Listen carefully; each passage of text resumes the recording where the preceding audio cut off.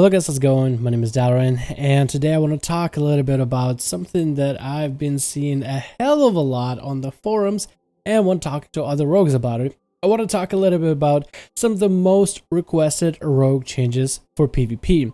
Rogues have gone through a big changes when Legion came out, and I feel like most of the changes are for the better of Legion, but after the majority of players, just about everybody playing World of Warcraft, got to play rogues for a little bit, a lot of players have developed their own thoughts and opinions on some of the changes that have happened to rogues in our transition from Warlords to Legion. Now, in general, I would have to say, Warlords of General and Legion are in no way close to comparison. While without its own flaws, Legion still offers you a better PvP experience than the previous expansion, Warlords General. For the most part, most classes are happy, and especially during the first patch, rogues have been doing pretty well.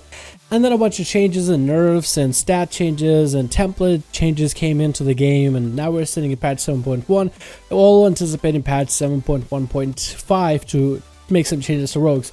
But looking through some of the forums, and many of these forums say the same things, there's people talking and exclaiming and wanting some changes for rogues to come. And this is an opportunity for Blizzard to make some of these changes in patch 7.1.5 or even earlier. Honestly, the earlier the better. So today I'm going to talk to you guys about the list that I was able to construct and that I was able to gather either from reading the forums of rogues expressing their concerns for their favorite spec and their favorite class, some of the damage changes, some of the mechanic changes, as well as some of the comments that I've read from rogues talking about their favorite class and how they would change it if they could. So let's get right to the video. The first change that's probably one of the most requested changes has to do with Subtlety rogues. Most people that are playing Subtlety kind of want Shadow Dance to go back to 1 charge, 10-second duration, 1-minute cooldown that it used to be. The reason for that is the ability was dealing a lot more damage on its own, like back when Warlords of General, and it felt like an actual offensive cooldown rather than a buff to maintain. A lot of rogues would argue, even yes, you might have the longest duration for Shadow Dance, with your duration being maximum of 8 seconds a charge. For 3 charges, that gives you 24 seconds worth of Shadow Dance that is able to get back to you in cooldown much faster every time you spend combo points into finishers. So technically you can go through maybe 4 charges back to back of Shadow Dance, giving you a whopping of 34 seconds worth of Shadow Dance, a constant Shadow Dance state.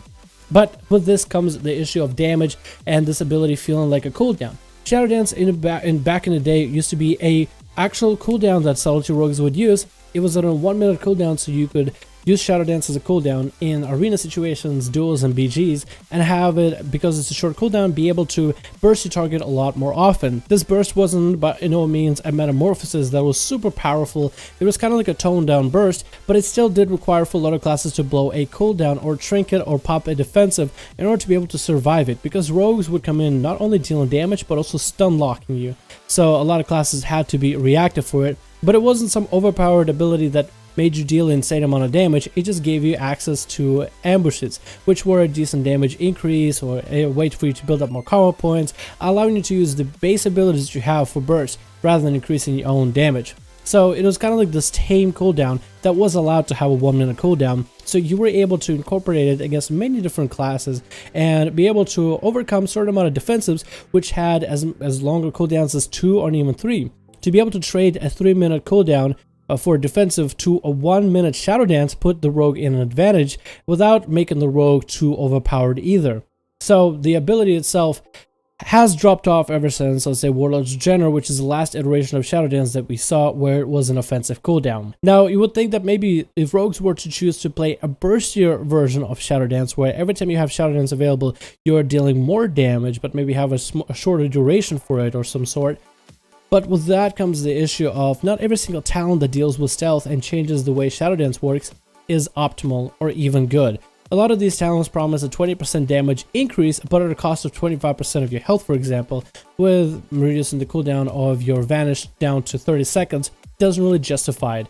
The small damage increases that it gives you, all these talents do, they're not enough for the Shadow Dance to become a viable big bursty cooldown. A lot of them sacrifice things you normally don't want, like for example the duration of Shadow Dance. Sure, you can have a Shadow Dance that's there for 3 seconds where you have an insane amount of damage, But if you are CC'd for any of that duration while you are trying to get through the 3 charges, or if you're trying to build up comm points through these charges, or if abilities don't even crit while you have the Shadow Dance available, simply you just don't deal enough damage and it takes out the value. So having a longer sustainy Shadow Dance becomes the better option, which most rogues do not prefer.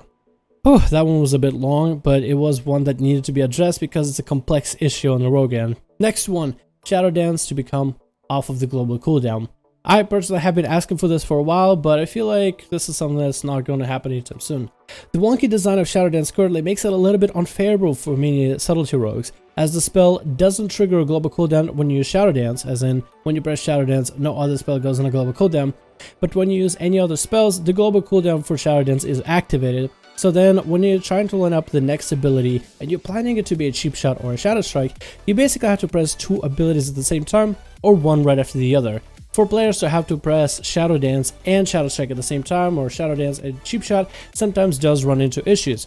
For example, it's a small issue, but if, let's say, you're a little bit too quick with your fingers and you think you've pressed Shadow Dance as the global cooldown is wearing off, because Shadow Dance is very unforgiving with global cooldown, some abilities say your global cooldown is about to end and you press the next ability and the game recognizes that's the next ability you want to throw in a queue and it allows it. Shadow Dance doesn't really quite work like that. It bugs out sometimes, it just does not work as properly. And sometimes there's cases where players are simply pressing Shadow Strike before Shadow Dance, like a millisecond before, but because you're pressing Shadow Strike, you are unable to get access to Shadow Dance. Basically, it's a kind of a bugged out mechanic, and it's just not that favorable. If Shadow Dance were to be off of the global cooldown, the players would have easier time trying to incorporate Shadow Dance into a Shadow Strike or Shadow Dance into a cheap shot, and basically the ability would become useful. Yes, for some players that are, let's say, are maybe trigger happy, they might be able to spam out Shadow Dance a lot faster than the duration, but at least you wouldn't have players that are really good at Subtlety, that know what they're doing, know what they're trying to accomplish, running into such walls such as Shadow Dance simply not activating because of some weird buggy mechanic with your global cooldown. Next one concerns all specs of rogues. Give back blind and gouge to the other specs of rogue. With the recent rogue nerfs that come out in patch 7.1, some people are suggesting to give back all rogue specs the same exact utility. And I can kind of agree with it. After playing a little bit on my Demon Hunter that I just got to level 110, 800 item level, compared to my rogue, which is 869 item level actually, almost 870, the ruptures on my rogue hit for about 17k to 20k average in PvP. But when I'm playing Demon Hunter, the Bloodlet hits for about 30k average. So the Bloodlet from a Demon Hunter that has no gear hits harder than my geared rogue with a built artifact weapon of level 22 right now because it's an alt. And it just doesn't make any sense. So they're saying that rogues have gotten some nerfs, so maybe some utility to give back to rogues would be great. So having gouge and a blind for specs like Subtlety to get a gouge, or maybe even a blind and a gouge for Assassination, would put the specs back on the same utility page. And some people are also suggesting that if damage for all 3 specs could be also balanced down, then the choice of spec isn't about choosing the most optimal, but rather the one the player prefers the most, allowing the for player preference to exceed people having to choose whether they want to play with a Subtlety rogue, Assassination, or Outlaw. If all 3 specs of rogues have the same utility, then it doesn't really matter about the spec, it's more about the class. And as long as you bring in the class that brings in that utility, it's up to the player which one they enjoy playing and which one they believe would deal most damage. Another one that I saw on the forums plenty, and I've talked a little bit about before, roll the bones mechanic of being RNG, and people simply don't like it. I can of course harp on this for the next hour, so I'll talk a little bit about some of the changes, some of the issues and whatnot, but instead I'll link you guys a video talking about how to make Outlaw rogues great again, where I go over some of the things that I personally would change in order to bring Outlaw rogues back to being a fun spec. Not only a spec that's really good and viable, but also just a very fun spec that doesn't have to rely on weird mechanics just to work once every blue moon. The next one on the list, and I think this one is talked about probably the most, is the stamina issue for rogues. A lot of people believe that the recent nerfs to stamina for Outlaw, Assassination, and the stamina nerfs that we've been seeing for Subtlety over the time are a little bit much. First of all, Subtlety, it basically makes your Thieves Bargain talent, which is an honor talent, which is supposed to give you 20% damage increase for 25% of your health and reducing your advantage to a 30-second cooldown, it's just not even worth it. Because then if you are running that talent and you're not rolling reinforced armor, which only changes your health by 0.1 million, so you go from 1.4 to down to 1.3, so the change is so minute, it just isn't really even worth it. A lot of players are suggesting that rogue stamina is too low. For Subtlety, basically makes it so you can't really ever run Thieves Bargain. But for all the other specs that are not rolling Thieves Bargain, a lot of them feel like reinforced armor is almost like a necessity, because the highest amount of health you have, currently I have about 2.1 if I'm rolling reinforced armor, and it slides down to 1.9 if I'm rolling sparring. And it's apparently really low health in comparison to some of the other classes in the game that have either full damage or utilities of sorts, and people believe that rogues are just getting destroyed in a single lockdown combo. Now, I completely understand the idea that if a class gets stun locked and they don't have a trinket, and the person who is stunning them has all their cooldowns, then yes, I guess in a way, we can accept the fact that yes, they should die in the stun lock because they don't have a trinket, they don't have a way to get out. But it still feels pretty bad to be on the receiving end of the punishment. That basically means you have to roll with a trinket because you don't want adaptation, accidental trinket, something stupid like a fear, and then warrior stuns you for 4 seconds and bursts you within those 4 seconds. Not a lot you can do. In some cases, rogues have stated that they feel like they can't really even go relentless unless you are an orc. An orc with relentless is the only combo that is able to survive some of these stun locks, especially against monks, especially against other rogues, demon hunters, paladins, death knights, warriors, because some classes don't even need a full duration on their stuns in order to kill you.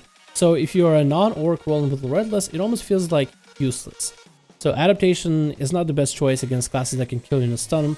Relentless, if you are not an orc, is for the most part not that good unless you have a healer that knows how to manage you properly. So then you end up sticking with Gladiator's Medallion. You almost kind of like pigeonholed into being forced to pick Gladiator's Medallion simply because you are a rogue. So it makes me almost think like the other two talents are conditional only if you are an orc, and help on being on the relentless only helps you if you're an orc. Blizzard might as well redo adaptation and relentless so they can help rogue specifically. But chances are that's not going to happen, as that whole talent row is going to stay the same for just about every single class in the game, actually for every single class in the game. And it only makes sense because they want people to give 3 different options of a trinket opportunity, but it's just like 2 out of the 3 become kind of useless to rogues that are non-orc. So then it kind of puts us in the back end, and I can definitely understand where the community is coming from when I say this. I feel like rogue stamina nerf was understandable to be done in a patch 7.0.3 when rogues had some real damage. I mean, I feel like before 7.1, Assassination was just destroying everybody. Before all the agility nerf that Subtlety has gotten, Subtlety was doing like 1 million damage with DFA, or you actually dealt considerable damage with Shadow Strike spams. Even Outlaw could hit as high as 300k, even 400k if you were to get a lucky crit on you between the eyes. So then having low health but high damage was kind of explainable, because then you're playing this really risky game where yes, you can get one-shotted, but you can also one-shot people back. So then rogues becomes this really interesting spec to deal with.